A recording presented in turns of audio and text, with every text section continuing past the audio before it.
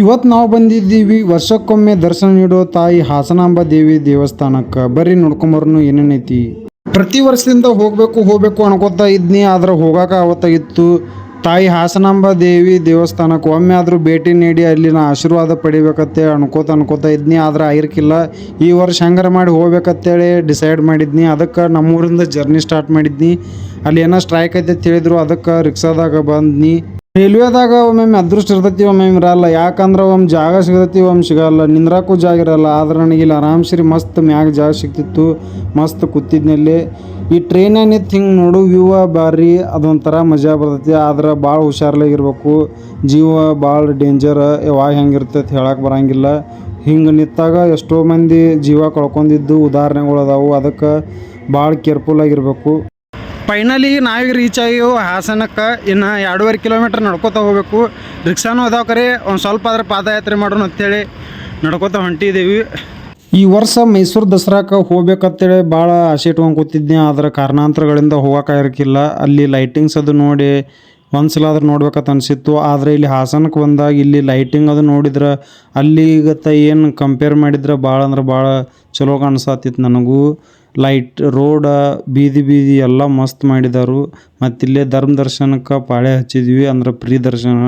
300 ರೂಪಾಯಿ ಟಿಕೆಟು ಇರ್ತೈತಿ, 1000 ರೂಪಾಯಿ ಟಿಕೆಟು ಇರ್ತೈತಿ, ಫ್ರೀ ಟಿಕೆಟು ಇರ್ತೈತಿ. ಹೆಂಗಿದ್ರು 2 ತಾಸು ಹೆಂಗಿದ್ರು ಪಾಳೆ ಹಚ್ಚೋದೇ ಇತ್ತು. ಅದಕ್ಕೆ 1000-300 ಕೊಡೋದು ಅಂತೇಳಿ ಫ್ರೀ ದರ್ಶನಕ್ಕೆ ಪಾಳೆ ಹಚ್ಚಿದ್ವಿ. 3:50ಕ್ಕೆ ಪಾಳೆ ಹಚ್ಚಿದ್ವಿ. ಆಮೇಲೆ 7:10ಕ್ಕೆ ನಮ್ಗೆ ಪಾಳೆ ಸಿಕ್ತು. 3 ತಾಸು 20 ನಿಮಿಷ ಟೈಮ್ ತೊಗೋತು. ಭಾಳ ಚಲೋ ಆಗಿತ್ತು ದರ್ಶನ.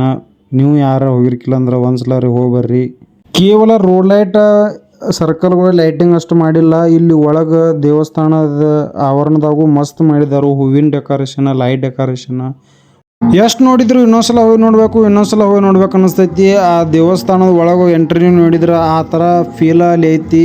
ಯಾಕಂದ್ರೆ ಅಲ್ಲಿ ಲೈಟಿಂಗ್, ಆ ಮಂದಿ, ಆ ಜನಸಾಗರ ನೋಡಿದ್ರೆ ಅಷ್ಟು ಕೆಟ್ಟದೈತಿ. ಮತ್ತು ಒಳಗೆ ತಾಯಿ ದರ್ಶನ ತಗೋದ್ರಂತರೂ ಭಾಳ ಅಂದ್ರೆ ಭಾಳ ಅದ್ಭುತವಾಗೈತಿ. ಅಲ್ಲಿ ಆ ವ್ಯೂ ನೋಡೋಕೆ ಭಾಳ ತನ ಸಿಗಲ್ಲ ನಿಮ್ಗೆ. 5-10 ಸೆಕೆಂಡ್ ಅಷ್ಟೇ. ಆಮೇಲೆ ನಿಮ್ಮಲ್ಲಿ ಸಿಬ್ಬಂದಿಗಳು ತಳ್ಳಿಬಿಡ್ತಾರೆ. ಯಾಕಂದ್ರೆ ಅಷ್ಟು ಜನಸಾಗರ ಇರ್ತೈತಿ. 1 ನಿಮಿಷಕ್ಕೆ 150 ಜನ ವಿಸಿಟ್ ಮಾಡ್ತಾರೆ, ದರ್ಶನ ತಗೋತಾರೆ. ಹಾಗಾಗಿ ಪಟಾಪಟ ಎಲ್ಲರಿಗೆ ದರ್ಶನ ಆಲತ್ತೆ ಮುಂದೆ ಕಳಿಸ್ತಿರ್ತಾರೆ. ಪಟಾಪಟ ನೋಡ್ಕೊಂಡು ನಮಸ್ಕಾರ ಮಾಡಬೇಕು. ಅಂದಂಗೆ ಹಾಸನಾಂಬ ತಾಯಿಯ ಪವಾಡ ಏನೈತಿ, ಅದ್ಭುತ ಏನೈತಿ ಅನ್ನೋದು ಈಗ ಹೇಳ್ತೀನಿ ನೋಡಿ.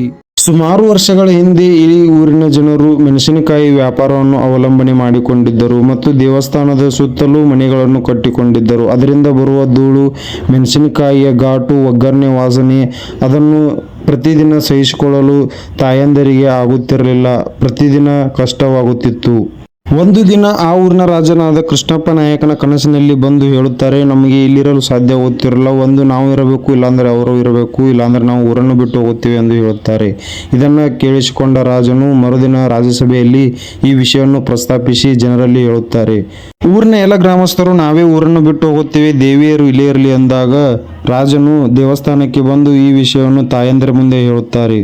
ಯಾರೂ ಊರು ಬಿಟ್ಟು ಹೋಗೋದು ಬೇಡ, ನಾನು ಒಂದು ಸಲಹೆ ಹೇಳುತ್ತೇನೆ ಕೇಳಿ ಎಂದು ತಾಯಂದಿರು ಹೇಳುತ್ತಾರೆ. ನವಮಿ ಹಬ್ಬದ ನಂತರ ಬರುವ ಬಲಿಪಾಡ್ಯಮಿಯ ಮಾರನೇ ದಿನ ದೇವಾಲಯದ ಬಾಗಿಲನ್ನು ಮುಚ್ಚಿರಿ. ಆಗ ನಮ್ಮ ಏಕಾಂತ ವಾಸಕ್ಕೆ ಯಾವುದೇ ಭಂಗ ಬರುವುದಿಲ್ಲ. ಮುಂದೆ ಬರುವ ಆಶ್ವೀಜ ಮಾಸ ಹುಣ್ಣಿಮೆಯ ನಂತರ ಬರುವ ಗುರುವಾರದಂದು ಆಲಯದ ಬಾಗಿಲನ್ನು ತೆರೆಯಿರಿ. ಆಶ್ವೀಜ ಮಾಸದ ಹುಣ್ಣಿಮೆಯ ನಂತರ ಬರುವ ಗುರುವಾರದಿಂದ ಬಲಿಪಾಡ್ಯಮಿಯ ಮಾರನೇ ದಿನದವರೆಗೂ ನಾವು ಭಕ್ತರಿಗೆ ದರ್ಶನವನ್ನು ನೀಡುತ್ತೇವೆ. ಆ ಸಮಯದಲ್ಲಿ ನಮ್ಮನ್ನು ಯಾರು ಶ್ರದ್ಧೆ ಭಕ್ತಿಯಿಂದ ಪೂಜಿಸುತ್ತಾರೋ ಅಂಥವರು ಬೇಡಿದ ಕಷ್ಟಗಳನ್ನೆಲ್ಲ ಪರಿಹರಿಸುತ್ತೇವೆ.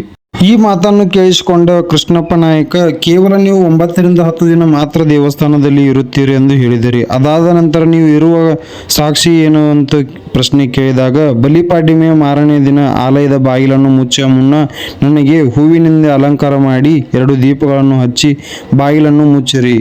1 ವರ್ಷದ ನಂತರ ಆಲಯದ ಬಾಗಿಲನ್ನು ತೆರೆದಾಗ ಅಲಂಕರಿಸಿದ ಹೂವು ಬಾಡದೆ ಇರುತ್ತದೆ, ಅಲ್ಲದೆ ನಂದಾದೀಪಗಳು ಆರದೆ ಉರಿಯುತ್ತವೆ.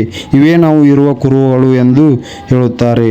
ಮತ್ತೊಂದು ಎಚ್ಚರಿಕೆ, ಬಾಗಿಲನ್ನು ತೆರೆಯುವ ಮುನ್ನ ಒಂದು ಫಲ ಇರುವ ಬಾಳೆಗಿಡವನ್ನು ನಿಲ್ಲಿಸಿ ಬಾಗಿಲನ್ನು ತೆರೆದ ನಂತರ ಬಿಚ್ಚುಗತ್ತಿಯಿಂದ ಒಂದೇ ಏಟಿಗೆ ಆ ಬಾಳೆಯ ಮರವನ್ನು ಕತ್ತರಿಸಬೇಕು ಎಂದು ಹೇಳುತ್ತಾರೆ.